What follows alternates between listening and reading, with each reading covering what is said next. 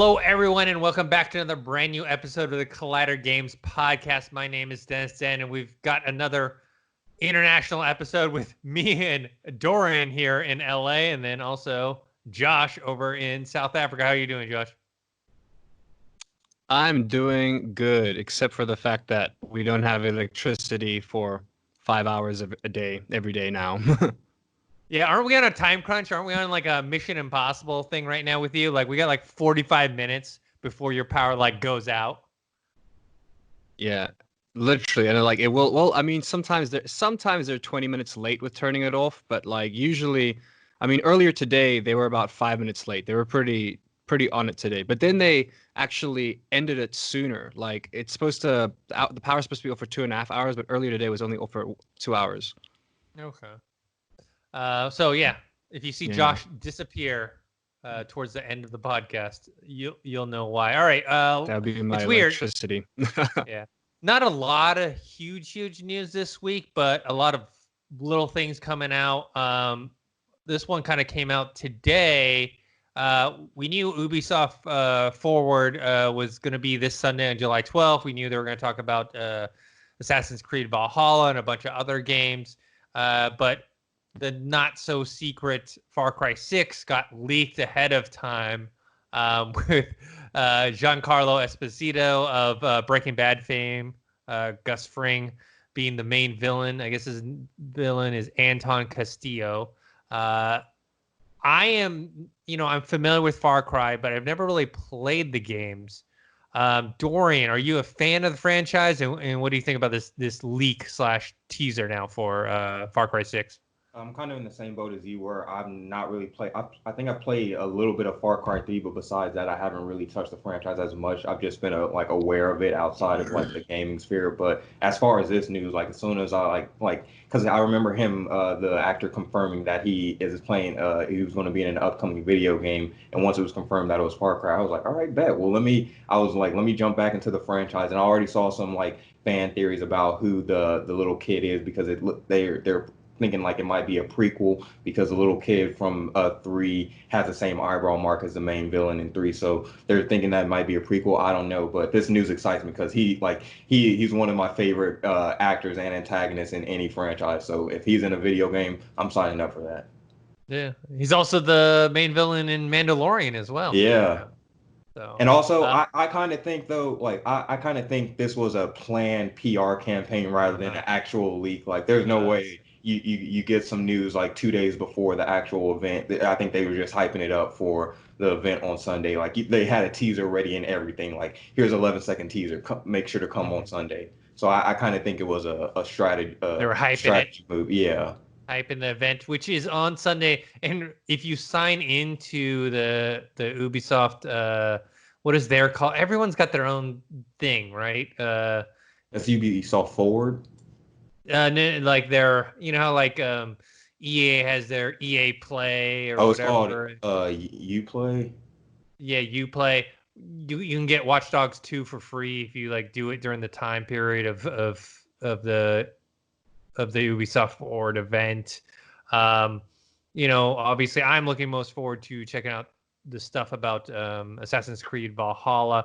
They said the release date for this, because it was on a PlayStation Store Hong Kong listing, the release date for Far Cry 6 was February 18th, 2021. And the game is also going to get a free PS4 to PS5 upgrade, which is kind of the norm now. If you buy something, because they don't want you to regret buying a brand new system and buying a game after. Josh, are you familiar with the Far Cry franchise? Have you played it at all? Yes, sir. Let me tell you something, Dennis. Far Cry 2 was a game changer for me in terms of gaming. I mean, I think it was a game changer for a lot of people because of I'm not too sure if I could call it the physics engine. Actually, yeah, it's the physics engine. But Far Cry 2 had this amazing feature where you're basically out in the veldt. Also, the reason I like Far Cry 2 is because they had South Africans in it as like the main, not the main villains, but like you could like the people shooting you had South African accents, and I thought that was quite cool. Like very thick white South African accents. And it was just nice to shoot them down, you know, my own people. But so you had a flamethrower, and the game had the most amazing physics in terms of grass burning and the way that the fire would catch and like spread. And this was before any other game like did that kind of thing where fire could spread like that, and you could start a forest fire in the game. So I played the absolute crap out of Far Cry 2. There was so much in that game that I loved, so many little like Easter eggs, mysteries. Far Cry 3 came out, and for me so far, Far Cry 3 has got the most character to any of the Far Cry games, but that's a personal opinion. It's also got the best Voss. It's got the best like antagonist, in my opinion. I mean, he's the most popular antagonist as well, I think, from the series.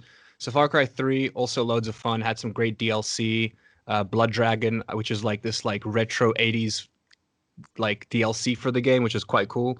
Far Cry 4, I played because I remember there was a co-op mode. I didn't really get too far into it because I didn't have anyone to play with. But then Far Cry 5 came out. I was very excited for Far Cry 5 because it was the first ever Far Cry that they set in America. They could never really set a Far Cry game in America because of the issues of like killing American citizens and shooting Americans. You know what I mean? It's a bit difficult. So it was the first ever game that they set in Why? America. And crazy gun culture here. Most probably, yeah. I don't, but well, it's more so like they had to be very careful of how they were going to do a game if they were going to set it in America. You know what I mean? And they do it through the form of a crazy cult preacher, pastor type dude, which I love. Far Cry 5 had, I think, a very interesting world. But in my opinion, where it fell flat a bit was in the game mechanics. The reason I didn't actually enjoy Far Cry 5 that much was because it was like, for me, the biggest downside was you couldn't shoot through a lot of walls, which sounds stupid, but in the previous games it was fairly simple. If you're like taking down an enemy like fortress or whatever you want to call them, you can shoot through walls and take the people down. With Far Cry 5, I couldn't shoot through like a wooden post. You know what I mean? It just didn't make sense to me. But Far Cry 5, it had some really good game mechanics and in my opinion some bad game mechanics. I don't know. I didn't see the announcement for the sixth one or hear much about it, but it's look, there's a big fan base for this game, so we got that going for it. I'm curious as to where they're gonna set the sixth game. You know, what country or what area they're gonna put it in. It looks Cuban, they said from the. That could be fun. Yeah, it says a tropical paradise frozen in time, which sounds something like a Cuban setting. It's Yeah. the island of Yara, the largest Far Cry playground to date. And then they were saying there's a multiplayer, two-player multiplayer mode. Yeah, the co-op was a big. I remember for Far Cry 4, that was a big seller. Ever since, because Far Cry 4 had a lot of success because of the co-op mode, which is why they put it in which is why they're going to continue to do it for the rest of the IP's existence. You know. Yeah, and not only did Far Cry 6 leak ahead of time, there was a big. This one I don't think was done on purpose, which was a lengthy boss fight for Assassin's Creed Valhalla. It was like 30 minutes, I think, of footage. Oh, damn. That had been leaked out, and so this is starting to become the norm now. We have like the leaks from Last of Us Part 2, and then we have these leaks. It's like it's becoming commonplace now, and I don't know what you can do to prevent this because there's so many people that have access to. Unlike movies, first of all, movie stuff does leak, but it's a lot harder to get accesses to actual footage of movies. I guess the scripts are much easier to get when it comes to movies. But yeah, with games, it's like so many people have their hands on the actual game code. And especially now because people are working from home, so everybody's just having to send files via online, so it's a lot riskier, I guess. True. Yeah, so 30 minutes of Valhalla was leaked. Some images from Watch Dogs Legion. So we'll see. I'm excited for that. I'm actually really excited for Legion. Mm-hmm. Yeah, I never played the previous games, but just seeing the ability to be jumping from character to character to character seems. I will say this, Dennis, cool. You are not missing out on anything by not playing the previous two games. Well, the second one's free. Yeah. The second one's going to be free. I mean, that's where we've come to. I've realized at least for me, you guys are younger, but like, when I was younger, it's like you had to save up your money, get the game that you wanted to get. And it was like a big deal, and like that game had to last you 3 to 6 months before you probably get another one, right? Nowadays, there's like so much free stuff, like that or stuff either I bought that I haven't played yet, or free stuff that I've access to that I just don't have time to like full on AAA titles that I know are good that I just don't have time to play, and that's kind of where we're at in this overflow of content, video games, movies, television, all that good stuff. Just I don't know. Where was this when I was a kid, when I had plenty of time? They were in the magazines, Dennis. They were on CDs and magazines. Yeah, I had that as well. All right, moving on. Before we move on to the next topic, I want to just kind of plug The Last of Us Part 2 spoilers review that me and Dorian did, which is on the YouTube channel right now. It's also on the podcast channel. If you are listening to the podcast, you can listen to it there. We go almost an hour about going in depth about the game. If you can, I'd suggest watching the YouTube one just because I put a bunch of time into laying in B-roll footage. Every time me and Dorian talked about a specific scene, I laid in corresponding footage. So check that out when you guys get a chance. There's something we did talk about in there briefly that also, is a topic of discussion. Maybe we can get Josh's input on that because me and Dorian talked about it, is this online harassment that especially Abby's voice actor, Laura Bailey is getting. Also, Neil Druckmann has been getting some stuff. Just a lot of hate messages. I had a feeling Neil Druckmann was going to get some hate for just the stupidest reason. It's his artistic vision. Leave the man alone. You know what I mean?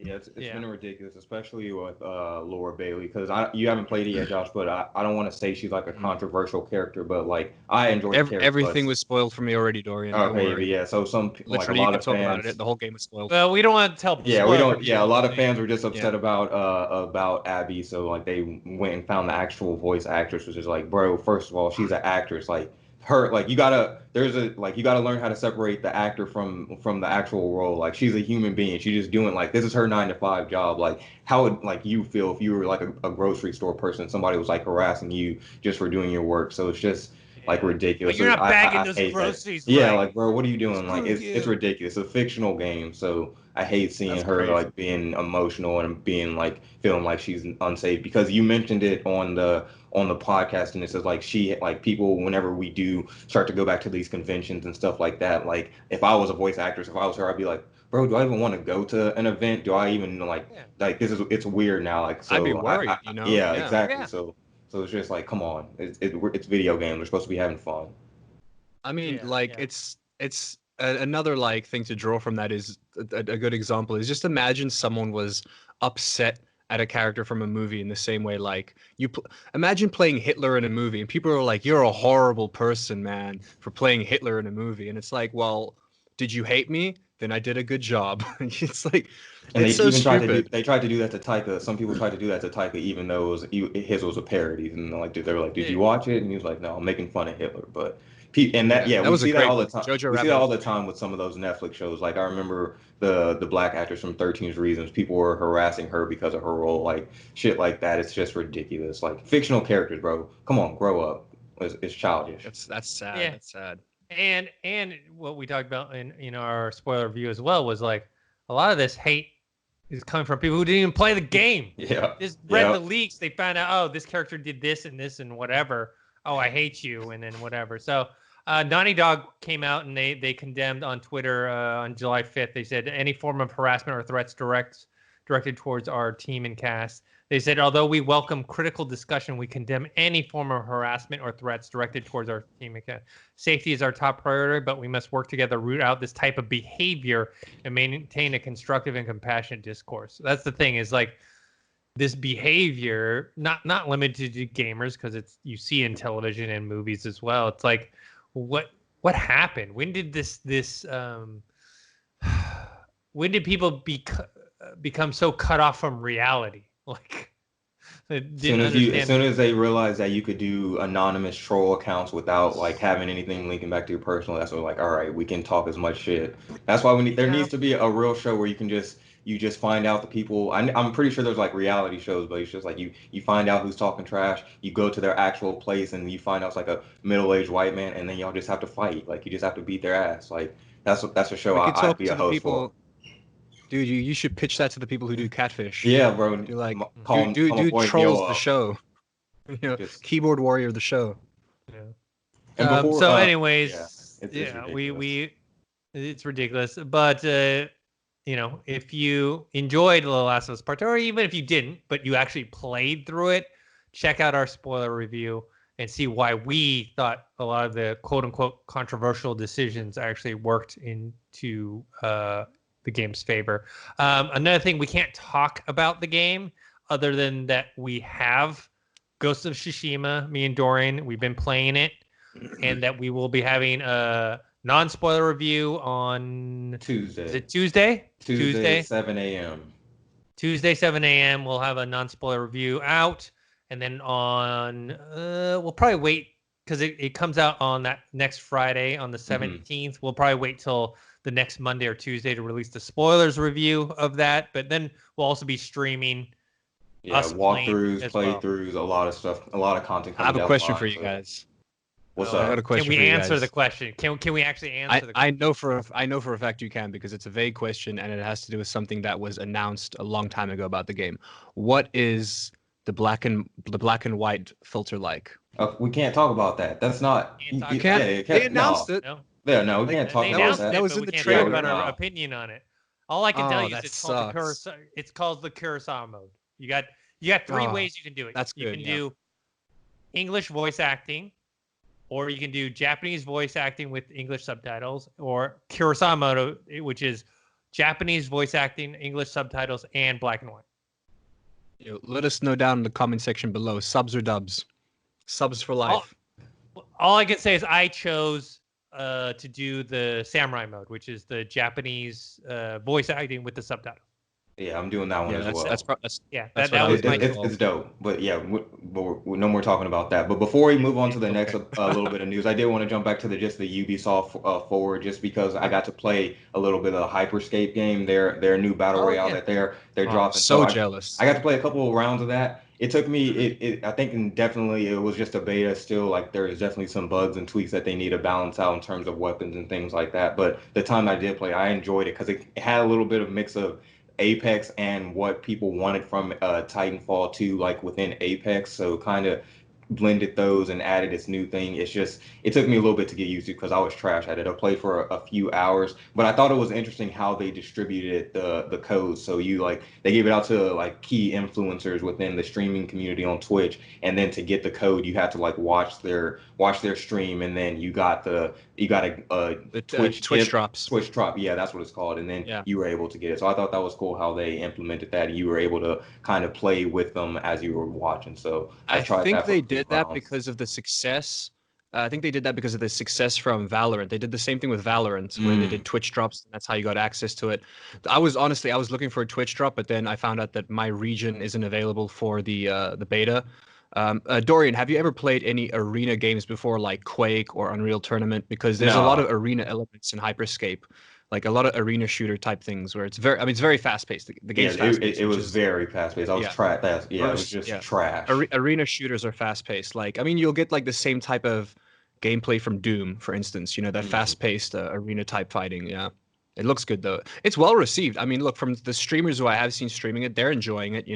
They're saying it's obviously not perfect right now, but the game's not out yet, so it's the perfect time to fix some issues. I think the official release is on. I think they were dropping it for the Ubisoft Forward event, so maybe during or after the event, then people should be out get access to it. But from what I've seen thus far, I'm excited to see how this changes, like how people play Apex and all these other battle royale games, and if people are going to jump over to that. Because I was going to download Valorant, and I did download it, but I haven't like fully installed it. But then people were telling me like, hey, they're going to get your like information and stuff like that, and you need to like install the anti-cheat software or something. I was like, that's too much. I don't want to risk it. I'll wait until they fix the patch or whatever. So I'm not downloading that because I don't want to give my information out or anything like that to China. So I mean, we'll see what happens. it's fine right now, honestly. Like it's like I know That's what what you're talking people about, but say. there.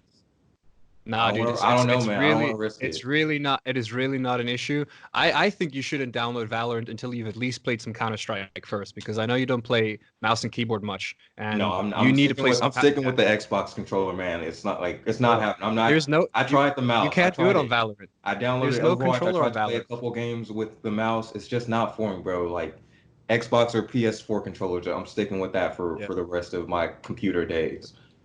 You won't be able to try out Valorant then. There's no port for like the controller as Oh, far for as I real? know. Oh, well, That's then Yeah, weird. that's I'm what I not was saying. checking it out. I mean, you would lose anyways. I mean, That's true. Well, it's I'm- because of the amount of flack. It's because of the choice that they did that is because of the amount of flack that Fortnite gets for allowing. They do like the pro competitions. You can choose if you want to use a controller or if you want to use a mouse and keyboard. Now, there's a lot of advantages to using a mouse and keyboard, and there's also a lot of advantages to using a controller because controller has very slight aim assist. But that slight aim assist is what the PC players complain about. But then it's like you get the accuracy better. You get those flick shots better on a mouse. You know what I mean? So like it's you a can lot of people in the spin competitive faster scene. too. Hmm. Yeah. So each thing has their upsides and downsides. Like a controller player will have a bunch of pros and cons. A mouse and keyboard player will have a bunch of pros and cons. But that's why I think they need to separate it. You know what I mean? Like have your own like if you want to play with a controller, have a league for that, and have a league for mouse and keyboard. Which is I think that's Valorant's point is that some people. Um, if they did have to release a controller, like I know that they're going to want it to come to console eventually, and I hope that, and I do hope that they bring out controller support, but they need to not be able to mix the two together for esport purposes. Yeah, if they want to do it for fun, if you're just playing for fun, that's fine. But if you're actually competing, it should be separated. How's your Valorant playing going, Josh? Dude, I am killing it. I'm taking the game very seriously. I literally every single day I watch strategy videos. Every single like patch that comes out, I read the patch list. What walls can I shoot through? Where can I wall bang? Who got nerfed? What guns got nerfed? What guns got buffed? Like I'm taking this dude, I love it. I'm loving the game. The initial hype has died out, I will say, because there was a lot of launch hype, and right now the game isn't growing as much as it should. But the game itself, the gameplay, there's still adjusting balance, if you will. They're still working out some balance points, and a lot of people love it. I mean, Shroud loves it. You're still seeing a lot of like big teams taking it seriously. I'm enjoying Valorant a lot. I'm curious to see because it's fresh. I'm curious to see as how it's going to compete with Hyperscape because I think that's where it is right now. Because look, Fortnite has solidified itself in its spot forever. I think whether it like does bad or not, it's already got the playership. It's got the fan base. You know what I mean with the kids and stuff. Apex is still doing a great job. Warzone is doing a good job, but it's kind of falling off. But yeah, in terms of Valorant getting Valorant's not about battle royale, but in terms of like an FPS like esport type of game, a game that you can take it seriously and free to play. Yeah. I'm very curious just to see because I think those two games are going to compete in terms of like it's two different game styles, but it's a free to play game, and you know and people trying to get into esports and things like that. I'm curious to see who's going to do better here, Hyperscape or Valorant in the long run. Yeah. Well, we're going to talk a little more about FPSs and battle royales later in the show, and we'll talk about John Romero's comments. All right. This piece of news, Dorian actually did a news piece on this, but me and Josh haven't chimed in yet. Rockstar, they're going to be doing a AAA open world VR game with the people who did the LA Noir VR. They developed that, so they're going to work with Rockstar to. So we're wondering, like, is this going to be a new IP they're going to create for VR, or if they're going to use an existing one, which I think most likely they're going to do.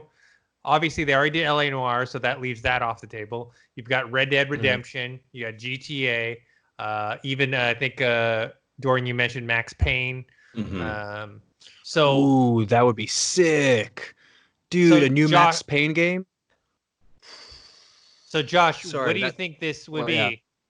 It's open world, though. We haven't really seen an open world Max Payne game. And I would overthrow a tiny nation for another Max Payne game. So if it is that, I'm very happy. In terms of what I think for it, look, we can obviously say, like you said, we can say it's not going to be Red Dead. It's not going to be LA Noire. It's definitely not going to be Bully because I like No. the team from LA Noir. I don't think they would have anything to do with Bully whatsoever. I don't think it's. I mean, it could be something new, but it really all depends on what. Do we know what city GTA 6 will be taking place in? Because I think it could be the next GTA, but they're saying VR. Yeah. Yeah, I but mean, it would be like 2 or 3 years down the line. I think this will be after the PS5 VSR the next model PSVR comes out. Like I think this is a long way away. Like because the LinkedIn article for the jobs, it said they're just now looking for like new engineers and people to bring onto the team. So it's a ways away. So by the time I think they made the announcement, there will already have been like a companion game if it's going to be a Grand Theft Auto 6 or a Max Payne or something like that. So I'm excited to see what it actually is. But I'm hoping it's more of an original game. I would love to see them tackle just bringing the original VR game to life and making it, then porting it over to the PSVR and seeing what happens with that. Because I would love like just to see what they can do originally in the VR world rather than just building on top of something. I think it'll be a new IP for sure. Because I'm putting it all together here, and for me, I'm thinking of what games would realistically work well in VR. And GTA would work well in VR, but I don't think that GTA 6 would be a VR project. I think Max Payne, as much as I would love a 6 Max Payne game, Max Payne is a game that just wouldn't work in VR. It wouldn't, because it's all about like those epic jumps, slow motion jumps you do with the aiming, and so I don't think it's that. I think it'll be a new IP. I mean. And I don't want to say it, but it's probably going to be mafia related, or at least like that era. You know what I mean? Like I could see them 70s, doing gangs and mafia kind of stuff. I could see them either doing like something like that or just going completely left field and doing like giving us the best action VR like game you could play without it being like super physically demanding, like Iron Man the VR game. But yeah, so I would like to see what they would do with that because like something like you give us a intense, gruely action VR game, or even if they just come out of left field and see how well Iron Man is doing and they do their own original comic book property, that would be sick. So I don't know. I'm excited to see what they're gonna do, but I think I'm hoping like Josh, it's an original IP rather than something they're building on top of. And speaking of, oh sorry, just what were you saying? I was just saying it's the Australian developer Video Games Deluxe, which is working with Rockstar in Sydney. They've been working with them for 7 years now, and they're the ones who did the LA Noir VR case files, which now they're working on this AAA title for Rockstar. And since we're talking about VR real quick, I downloaded. I haven't played it yet, but I bought the Super Hot VR because I saw that they're doing a new one dropping like on the 16th. For not a VR, but like an original game for the PS4 and computer. So I saw that, so I was like, all right, I'll break for it. So I haven't played it yet, but I'm excited to play that one. Are y'all gonna get the new one that's coming up? I mean, Super Hot. Yeah, I'm probably. I never finished the first one, get it. So I'll 100% get it. I mean, I'm not gonna get it in VR, but they'll release a non-VR version. No, it's a non-VR version, and then the new one's a non-VR version. That game is meant to be played in VR. They'll port it to VR. Because I played the original. The game is so much fun in VR, but I remember playing the original when it came out on PC. And this is, I think, like only a year or two later they brought out the VR version. But the original game blew my mind away in terms of like what you could do with an actual game on a PC in terms of how you can screw with people. There was one point in time where I played the game where like I know they adapted it a bit. It's a bit different in the VR version. Like there's a point in the game where it's supposed to be you seeing yourself playing the game. Like I played the game where it's like the game was in the part where it was glitching out, and then I was watching some guy on a computer playing a game, and it was supposed to be yourself, you know what I mean? And then you have to shoot the person in the head, and then when you shoot the person in the head, the game closes. Like you go back to like your desktop, and you have to actually reopen up the game again to get back into the game and carry on playing. And then the menu's all different and bugged out and glitched out, and like just the way how you could like trick people and screw with them. I really like that. So I hope they push the envelope with the next game in terms of like screwing with people in that way, and like kind of like, because it creeped me out. Like there was a point in time where like, I got creeped out. I was like, what the hell's happening? Did they hack my PC? I don't know. I really hope that they do more stuff like that. That would be cool. Sure. All right, moving on. I mean, just before we end, I think it's going to be original or not original IP. I think they're going to use another IP they already owned, kind of like how Valve did with Half-Life Alyx. But to play devil's advocate, Valve has all that Steam money, so they could do that, basically forego that. I don't know. I mean, Rockstar has a shit ton of money too. It's a question of if, let's say, they wanted to make a GTA in VR, knowing that they would be not making as much money as they could be if they made it, you know, for regular consoles and PC. So that would be the other side of that.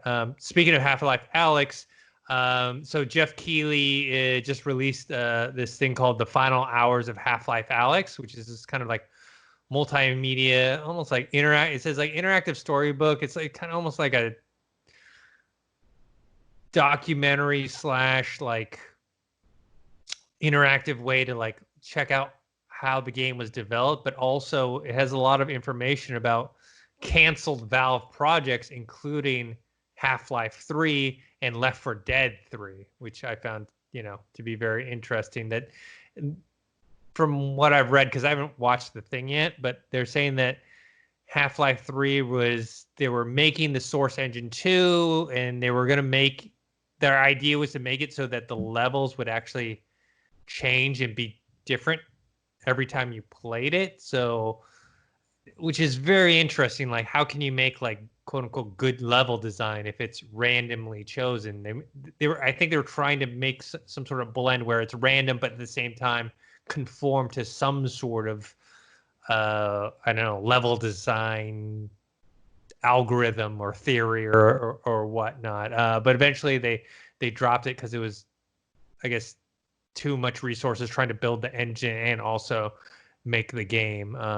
Left 4 Dead 3 was supposed to be an open world game set in Morocco, but also unfinished. There's a bunch of other things as well. I mean, Josh, what do you think about Half-Life 3 being canceled? I mean, dude, I thought Half-Life 3 was canceled 10 years ago. Like, I love the meme. Don't get me wrong. I will always be there for the meme. And if I ever meet Gabe Newell in real life, I will still ask Gabe Newell about Half-Life 3. Even if he says it's like, because it's one of those things where like they can say it's canceled, but it's like they were never planning on making it in the first place, or maybe they were, who knows?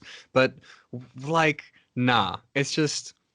And in all honesty, I think they should have just left it like I enjoyed the meme more than anything else. Like they should just not have spoken about canceling it. They should have just left it. It should be like a case of like where 50 years from now people are still going Half-Life 3, is it coming? Like that's what I would have wanted. It is sad. Personally, obviously having played Half-Life 1 and 2, it is sad. Like I am one of those people where in the back of my mind for the past like freaking 15 years I have been thinking, "Oh god, what a game changer Half-Life 3 would be." But then again, Half-Life Alyx was the game changer in my opinion in terms of VR and moving forward. Like they did the game-changing move, you know what I mean? And I haven't played Half-Life Alyx yet, but it's one of those things where when I do finally get the time to play it, I have a feeling I'm going to be more invested in that. Yeah, but I'm going to be more invested in that story than I am in a game that I played 15, 16 years ago, you know? Mm-hmm. And I think that that's the same with in terms of getting new fans to the series as well, you know what I mean?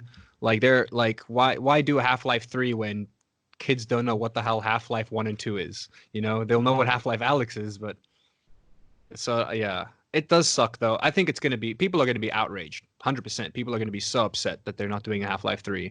But I also think that a lot of us are going to be happy that we finally have an answer. Like, we finally have an answer. Right now, I think we mentioned this before, Half-Life Alyx is still on sale for $44.99. Dorian, give me your account. I don't want to pay. Like that, like I'll get it eventually, but I just broke out I have to get back off the Rift because I've been using the Quest. So I don't know. I do want to play it because like from the article, it seems like besides. Wait, do you have a Steam account? Yeah, I do. I think we could do like a family and friends thing or whatever. Oh hell yeah, we'll set that up because I have to break it out because I'm getting ready to play the Walking Dead Saints and Sinners update, so I got to have it out anyway. So yeah, I want to definitely dive. Let's figure out how to do family and friends because I did it with the Collider Games account. All right. And then basically you can share games, you just can't play them at the same time, which is fine because I've already finished Half-Life Alyx. I'm telling you, one of the best gaming experiences I've ever had in my life. All right, all right. So Getting me it's hyped. good. And another thing besides, like, because I'm not too familiar with the Half-Life franchise at all, besides like Half-Life Alex and wanting to do that. But in the article that you listed, it just seemed like there were a lot of VR related products that they were willing to dive into. So I'm excited to see what they're, besides Half-Life Alex, what they're going to debut or what they're going to explore next within the VR world. Because if you're hype, you've been hyping it up since y'all got it, and I've been wanting to play it. But like, I'm excited to see what they're doing next. Especially they were talking about making their own VR headset that was going to be around $5,000. Like, bro, who has the money? Who has the money for, like, you must be a serious gamer if you're trying to do something like that. But if they ever do develop their own headset, I'd be interested. I mean, they developed their own headset, but just not the $5,000 version. They have the Valve Index, which is about $1,000. But I'm assuming the $5,000 one would have been like what the Valve Index is, but then minus probably the light boxes and probably wireless too. But it probably would have been like, 5,000, bro. That's super. It would probably been like super high end. Like you probably had to have like a super high end computer and all that stuff. Couldn't be me. Real quick, guys, seeing as I'm gonna have to hop off in the next like 5 or 6 minutes because I want to turn my computer off before the power shuts down so it doesn't get damaged. Can we talk about the Ninja situation? Yeah, for sure. Go ahead. So I'll give my hot take on that real quick. So I don't like. Okay, so we know Ninja streamed the other day on YouTube. It was listed as a test stream, like, and it kind of like he like the stream. He didn't really announce the stream. It just kind of showed up on YouTube, like it was there. It was a test stream. Yeah, it was kind of like it was a fluke, but I think it was a marketing ploy because he got like I think like he peaked at like 176,000 viewers on his first stream. So everyone thinks that he's going to sign with YouTube. I think he is going to sign with YouTube, but I don't think him having streamed the other day is a sign of that. I think he's going to sign with YouTube because he's got beef with Twitch. That's why I think he'll sign with YouTube. However, I know that he's probably going to be in negotiations right now because his wife / manager came out and basically said big things are happening. So they are making big deals, that's for sure. So a big deal is going to happen. I think if anything, Ninja streaming the other day on YouTube was just a flex. Like, hey, look at how many people I can bring to a platform right now. You know what I mean? I think he's waiting. I think he's waiting on like a nice, big, juicy contract to sign. Hopefully, YouTube gives him a good deal because I think he would thrive on YouTube gaming. Genuinely, I think he would thrive there. But yeah, what do you guys think? Because he hasn't signed with YouTube yet.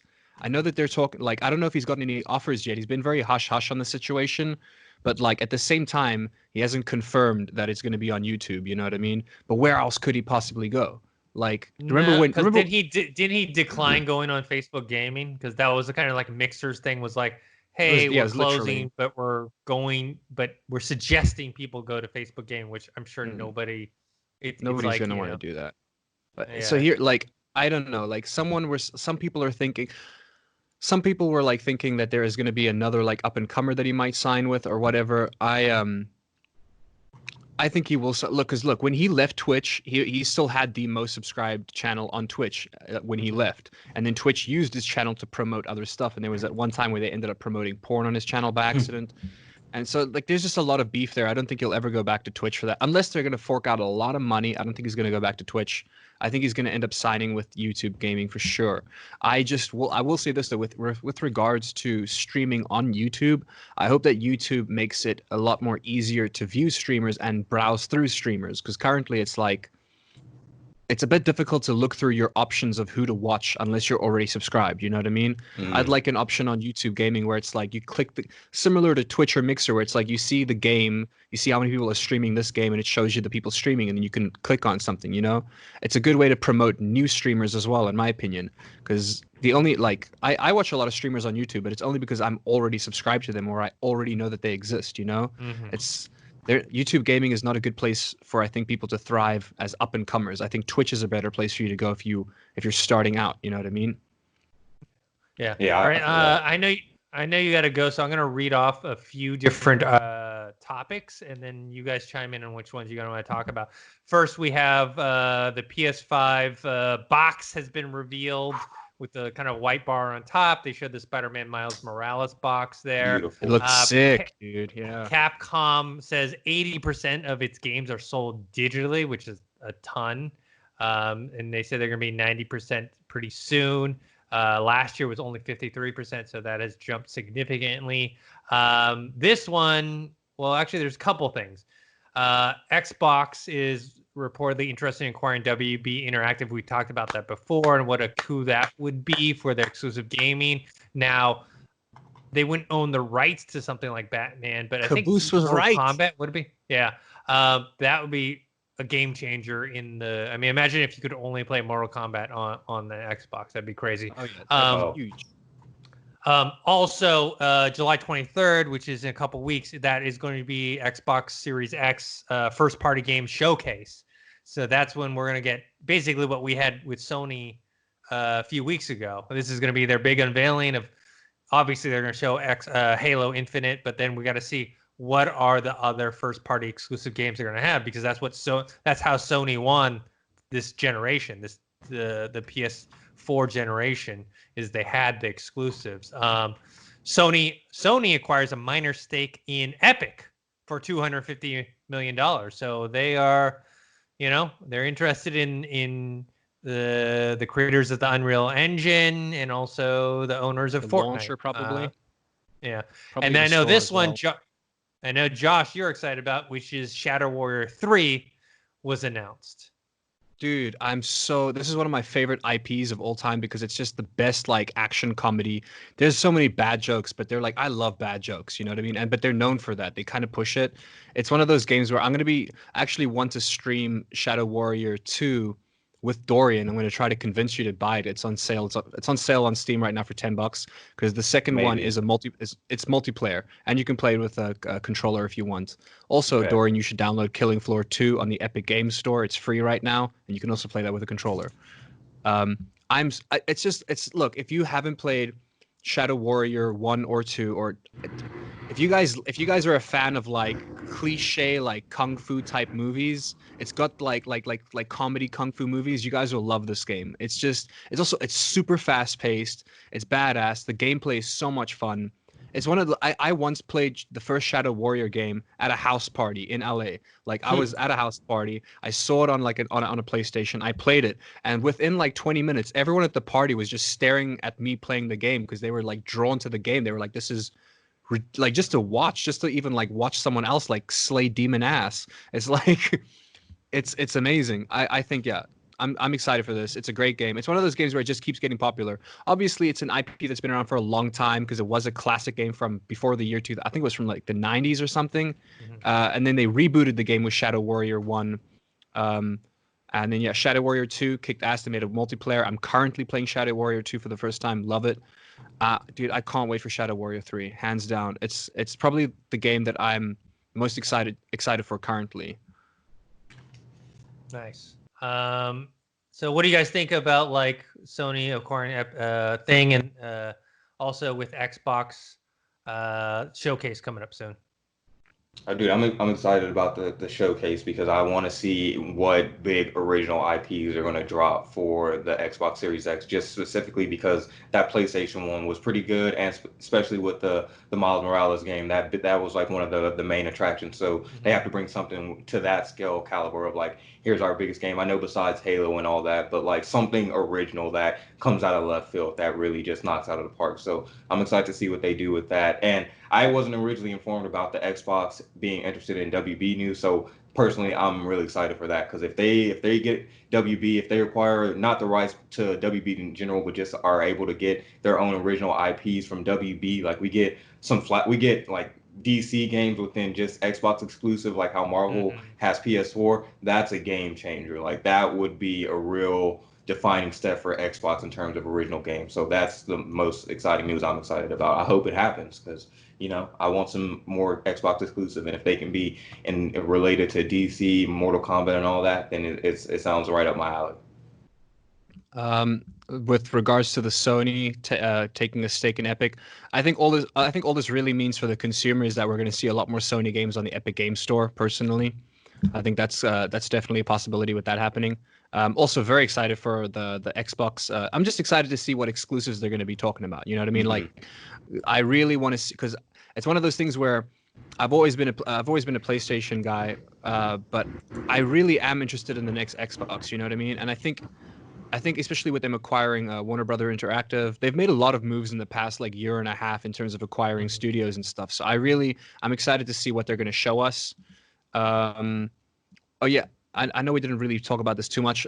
Real quick before I go, the Left 4 Dead creators revealed concept art for a new zombie game called Back 4 Blood.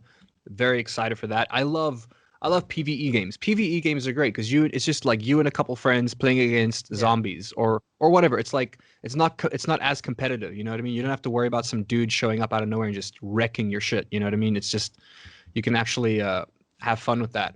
That being said, you never played World War Z, did you? Did you ever play World War Z, Josh? I really wanted to.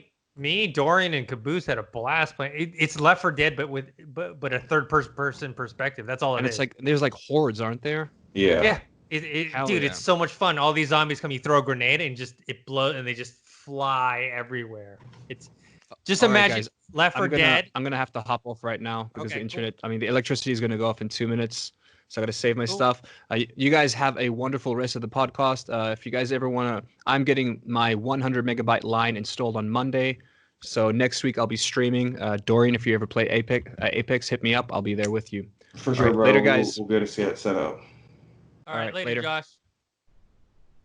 All right, it's me and Dorian for the last bit of this episode. We don't have that much more to talk about. The last thing I have on here is John Romero, the co-creator of Doom. In an interview, he talked a lot about a lot of different things. I think the thing that people most stuck to was his comments about the FPS genre, which obviously he was a pioneer in. He talked about Battle Royale, things like Fortnite or Apex Legends, being the Battle Royale being a genre is more like a feature, not the future. He says there really hasn't been that much progression in FPS except for Call of Duty or Half-Life, where Half-Life went more storytelling route. Call of Duty was objective based. But he just says in general, FPSs are pretty much the same as they were before. He does talk about RPGs and how RPGs used to be this nerd thing that only the biggest nerds would do, but now a lot of RPG elements are being integrated into a lot of different games, action adventure games, FPSs, all that stuff with skill trees, branches, and all that stuff. I mean, what do you think? I think I kind of agree with him because, like, although I love my Battle Royale games like Apex and things like that, like I get a good example is for me, like playing. I played Apex first and just have been playing that like nonstop over the past year, and I've been loving it. But then I actually went back to Titanfall 2, and I actually I got a good chunk within the storyline of Titanfall 2, and I'm loving. I love that. Yeah. I'm loving the storyline more than the actual multiplayer. So it's interesting. Like, I love the multiplayer and I love Apex Legends, but if I had to trade Apex Legends, like, because that's just a battle royale, it's free, there's no story driven to it. If I had to trade that over playing the story mode for Titanfall 2, I'd pick Titanfall 2. So I agree with him in saying it's more of just a feature and it's not really like the future of gaming and specifically with first person shooters, because if I had to choose, I'm going with Titanfall 2, and that's just me only playing Titanfall 2 for about 2.5 weeks now, and I've been playing Apex for over a year and a half. So I definitely agree with what he's saying on that. Yeah, because originally these Battle Royale modes, basically he says that Battle Royale is just one of many different types of deathmatch modes. You have team deathmatch, capture the flag, all this object-oriented deathmatches. I remember playing Halo multiplayer a ton, like both with friends over LAN or online, and you would have, they didn't have the concept of closing circle or whatnot, but they did have you get dropped in and it's like a free for all, right? Kill them all type of scenario, whether in teams or by yourself. So it's not that different. They've just been able to kind of molded it into today's modern gaming world, with one, it being free, two, adding different things, cosmetics. It's a social thing now. Yeah, like with Overwatch and with Apex, like even though it's own game, like they'll do little story animations, like give you a little bit of backstory that you're not going to actually play, but like try to get you more attached to the characters. But it's not going to be the same as you actually playing through a story and getting attached to the characters yourself. So that's another reason why I think it's still more of a feature rather than the future, because you're more attached to the characters you spend time with and you know their actual history rather than you just see an animation or you get a little comic or something like that online. What? Speaking of Halo, how far did you ever get in Halo? I've stopped because somebody, like, I was supposed to be playing with Tony to do like 2 players, so I haven't played. I'm not touching it until I get multiplayer. People told me don't play it without unless you're playing with friends, so I'm just been holding off until I co-op is the most fun. Yeah, so I'm stopping until I get a co-op, like until I get people to play with, and then once I get like a set schedule, then I'll maybe stream it like from the very beginning, because I have the one on the Game Pass one where it's the Master Chief Collection. Master Chief Collection. Yeah. It's like 1, 2, 3. Does it have 4 in that one? I believe it has 4, and then there were like 2 other ODST. ones. Yeah. ODST. Yeah, I've played them all. Oh no, I haven't. There's one I haven't played 5. I haven't played 5. I actually have it. I actually have it on, but I've never played it just because, there's a big period of time where like I was only playing like one game at a time, and I just ended up not playing that one for some reason. But I will eventually start playing that one. But yeah, I think for me, like, coming late to this PS4 system and playing the exclusive, it's like I'm at the point where, okay, I've always been kind of more team Xbox, right? Like I've had the first Xbox, the Xbox 360. I did buy PS3 late in the cycle, but I never really, I told you all the problems I had with The Last of Us, technical issues. So I never really got into the PS3, but with the PS4 now, with playing Last of Us Part 2, also playing Ghost of Tsushima right now. I also bought Spider-Man, which I haven't started yet. Ooh. God of War I did start, but haven't finished yet. The Uncharted collection and Horizon Zero Dawn. It's like, okay, now this next generation, PS5 versus Xbox Series X, is more of a toss-up for me. Like, which one am I going to go with? Like, let's see what happens with this Xbox Series X showcase that's coming up in a couple weeks. Yeah, I gotta say they really have to. I think they have to show a good chunk of original IPs that they're gonna produce either for the Xbox One X or for the future, because like you just listed off 5 phenomenal games that are going to be able to be transferred over to the PS5. Like, a lot of people are going to be playing Spider-Man for the first time just because of the Miles Morales thing. So there's already going to be that fan base there because of all these other games that are being transferred. So Xbox really has to deliver the attractive games. So people are going to be like, oh wait, all right, well those look just as good as the PS4, or the PS5. So it'll be interesting to see what they do on this July. Maybe the big announcement of the Xbox, maybe by the time that announcement comes around, or the date comes around, they can announce that's by the time the WB contract or the acquire, maybe that has all fallen through, and that can be their big announcement, and they can just list off a couple of IPs that they're going to be working on. I think that would be something exciting. So I don't know, we'll see what they deliver, but I think it has to be something big in order to compete with PS5. Let me ask you something. I know you and Caboose are huge Mortal Kombat fans.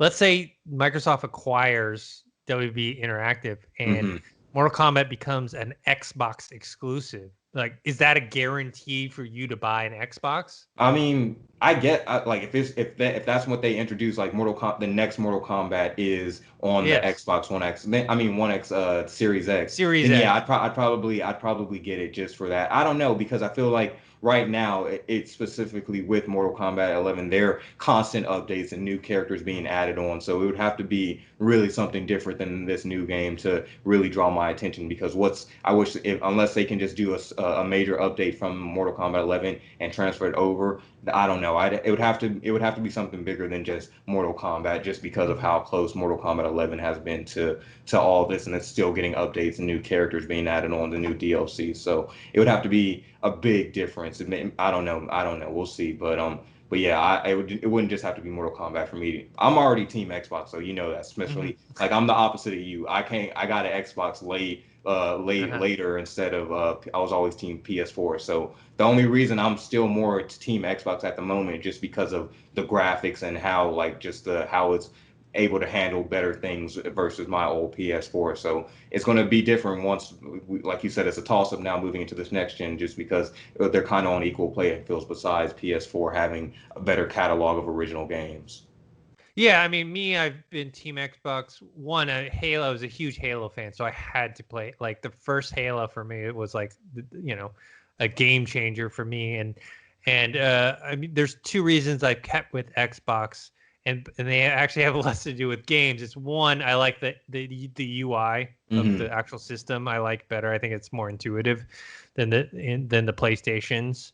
And then second, I like the controller better. But playing this PS4 generation of games, I'm like, wow, the PlayStation has these really cool exclusives in God of War and Uncharted and Last of Us, and hopefully, like I said, I haven't played Spider-Man or Horizon Zero Dawn yet, but let's say they're as good as people say. Then you add those two, and then you got all these franchises that are killer.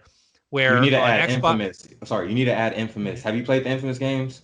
No. Okay, you got to add those to your list, because that was the first. I remember that's the whole reason I got the PS4 is because that was the first exclusive for the PS4 is Infamous Second Son. Like that's how they marketed it. So you got to get down. I love that franchise. If you could make one, if we can adapt another video game television series, that's the next series that deserves it. But please add that to your list. That is one of my favorite franchises.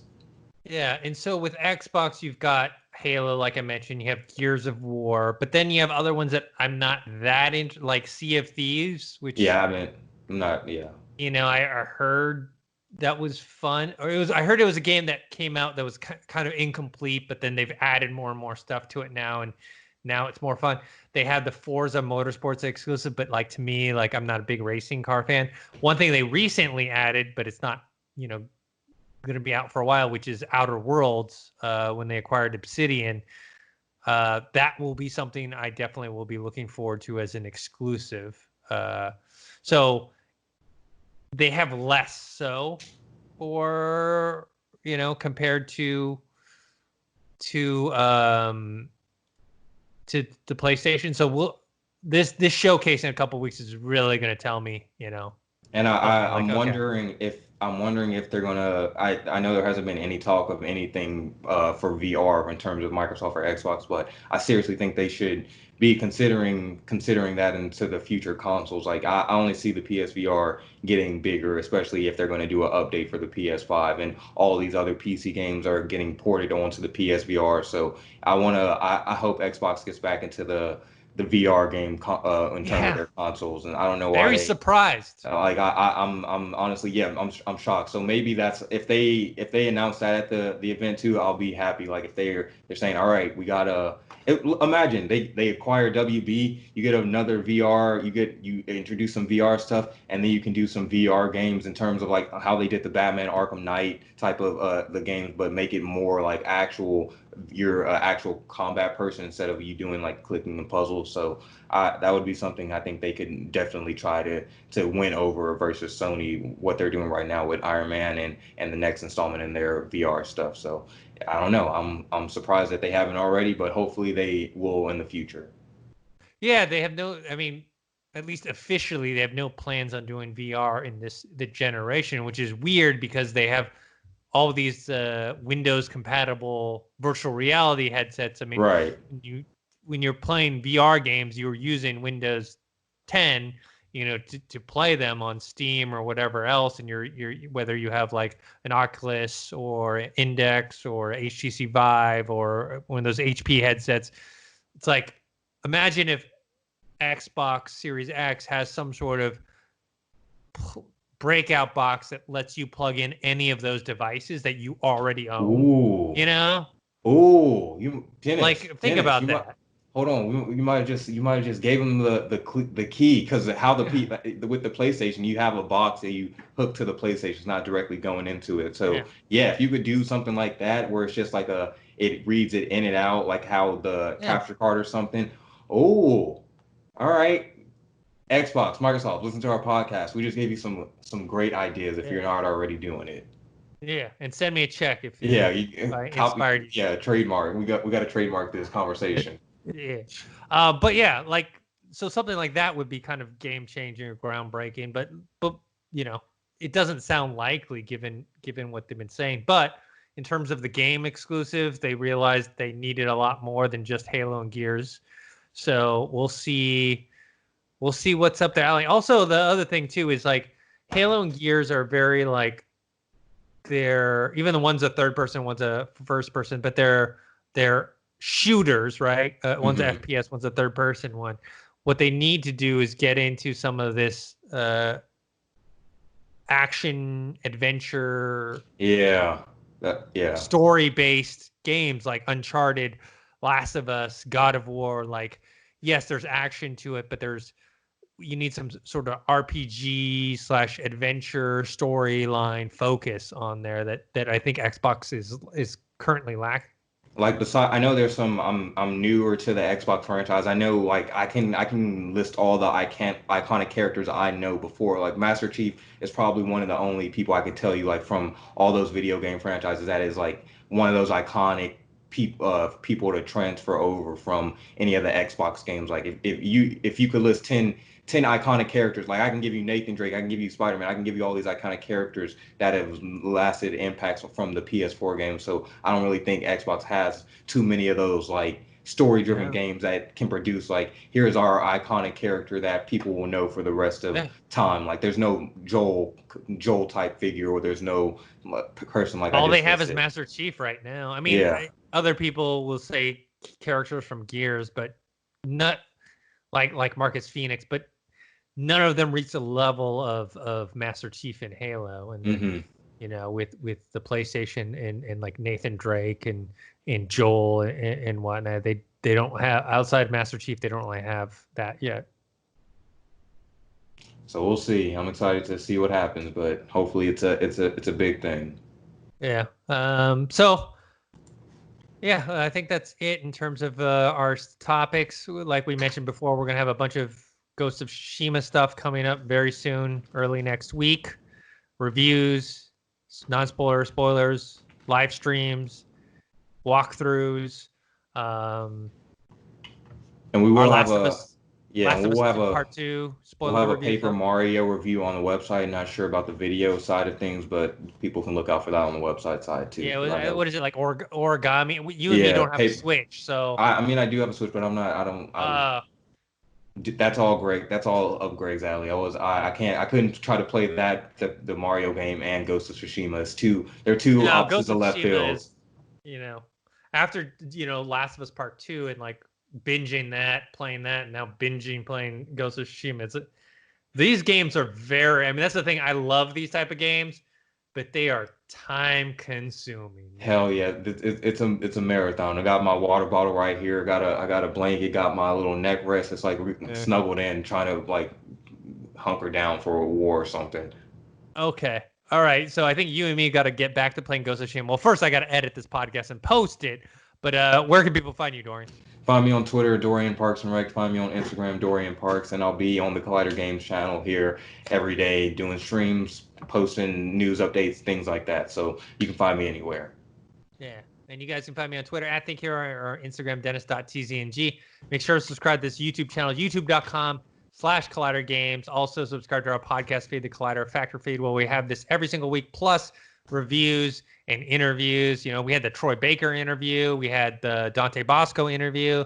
They're both on the channel and the podcast feed. We might be doing one for Ghost of Tsushima, but I'm not 100% sure yet. But we definitely will be posting that spoilers Ghost of Tsushima review up on the podcast feed as well. All right, until next time, we'll see you guys later. Peace.